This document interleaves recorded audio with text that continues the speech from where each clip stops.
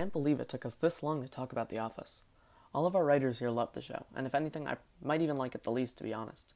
But that's definitely more due to the last two seasons than the first two, but I'm not going to talk about those now because I would just start getting mad. But now I'm going to talk about Season 2, Episode 1, The Dundies, the most important episode of The Office. Is it the best episode? No. Is it a top 5, top 10 episode? No. But The Dundies is the reason the show succeeded, and that is why it is the most important episode of The Office. Without this episode, I don't think we would have gotten great episodes such as Dinner Party, The Injury, Niagara, and so many others. Before I get into why I believe that, make sure to check out Demerit Commissions in the Discord server below for great thumbnails, profile pictures, phone backgrounds, and so much more. Also, make sure to like and subscribe and follow DM Reviews on Twitter. Link should be in the description. Before I discuss the Dundies, I need to set the stage. Season 1 of The Office was meant to mix reception from critics and fans, and it certainly wasn't the masterpiece the show would soon become. Greg Daniels, the creator of the show, once came in a production meeting while brainstorming how to improve the show for Season 2. He said that they needed to make Michael Scott more likable. They needed to make him more pathetic, instead of what Pam called him, a jerk. Michael needed to have a heart. They understood you can't watch 22 episodes of a show if the lead is a jerk. You need to be able to root for him. They needed to create a clear motivation for why he acted the way he did, and they decided that he needed to be loved. That is almost every Michael-centric plotline from there on out. It in some way connects to his need to be loved, and he needs a family, and he needs his employees to be his family because he doesn't have one of his own. They also decided that everybody else needed to be like 10% nicer to Michael. If everyone's so mean to him, and you like everybody else, and you empathize with all these other characters, then you will start to hate Michael, which is what happened in Season 1, and Season 2 did a brilliant 180 on this, and they actually made you care about him, and this all started with the Dundies.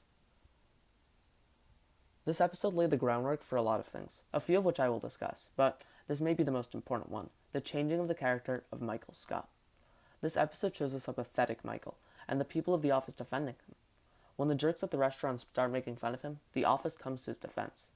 Jenna Fisher, who plays Pam, said, "You can make fun of your family, but somebody else can't." The office really rallies for him. The office views him as a part as family in a way, just not as in an intimate way as Michael wants. Michael wants going to the office to be something people look forward to, and it kills him, and even though they already view him as a family in a way, that love isn't enough for him because he is missing a significant other, but he doesn't realize that yet, and all of this is a product of giving Michael a heart.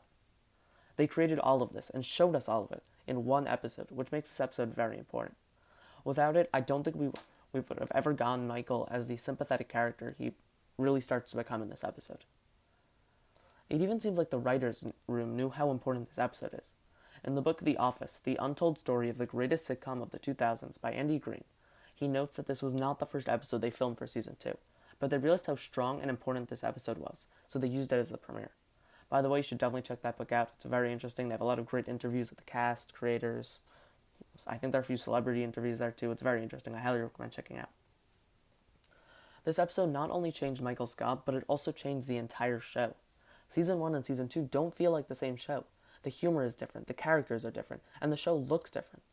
The Office looks more full of life and color than it did in Season 1, and while I believe they put too much color into it in the later seasons, I think they handled the color very well in Season 2, much better than Season 1.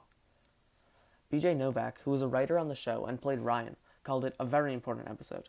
I think maybe the most important in the show in terms of turning Season 1 into Season 2, which I think is a very, very big difference.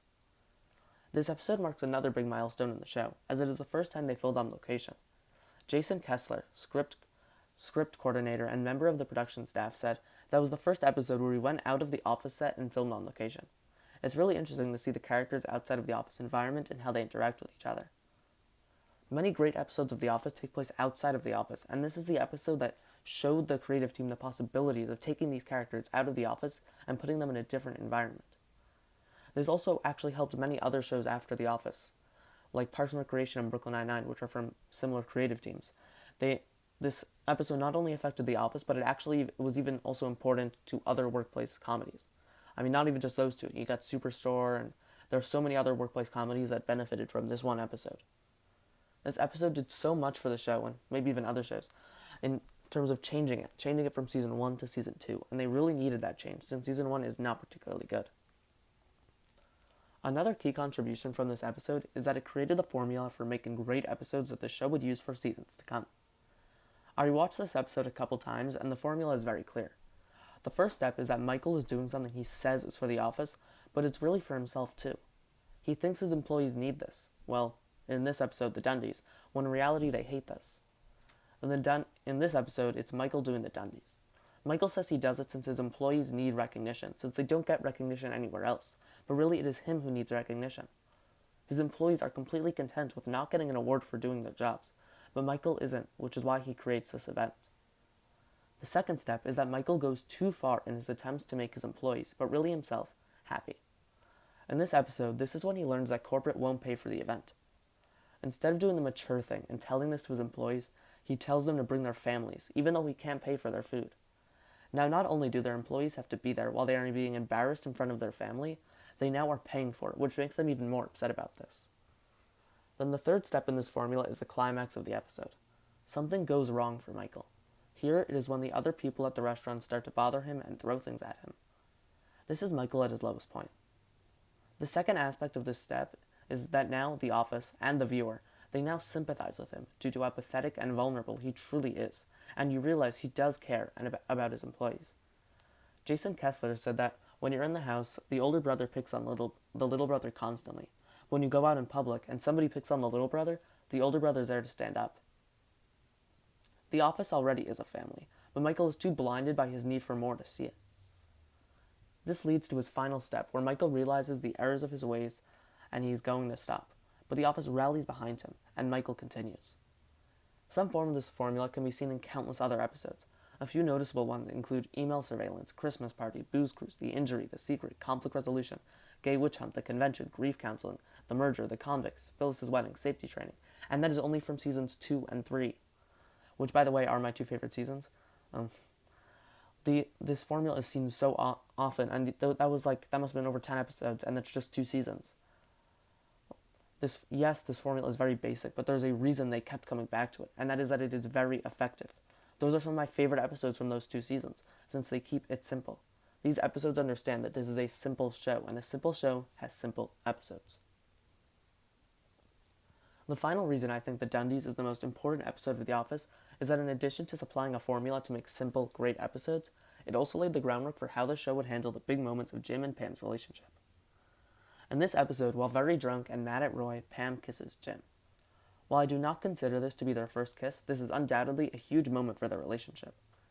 This showed Jim that Pam also has feelings for him, which probably led to him revealing to her that he loves her in the season 2 finale. In this episode, what causes Pam to kiss Jim is that she is drunk. She is drunk for a few reasons, all stemming from Michael and him doing something that bothers his employees. Due to Michael annoying the office, we get our first huge milestone in Jim and Pam's relationship. I took a look at some of the other big moments in Jim and Pam's relationship, and many of them also go by this formula. The next big step is when Jim tells Michael he is in love with Pam on the booze cruise. This is the same structure of events. Michael does something which annoys his employees. He makes them go on a booze cruise in winter, and then proceeds to embarrass them. Then this, and a couple other minor things, cause Jim to be in a poor state of mind in which he tells Michael about his crush on Pam. Let's look at another one. How about when they get married? If you remember, instead of their original plan of getting married in the church, they first get married on a boat in Niagara Falls. They do this since Pam and Jim are being stressed because they invited all of these people who are bothering them, primarily referring to their coworkers. They only came because Michael offered them extra vacation days if they come to the wedding. Here we can also see that Michael going too far often inadvertently leads to a huge moment in Jim and Pam's relationship. Their relationship is arguably the heart and soul of the show, and this episode laid the groundwork for how they would handle many of that show's important and best moments.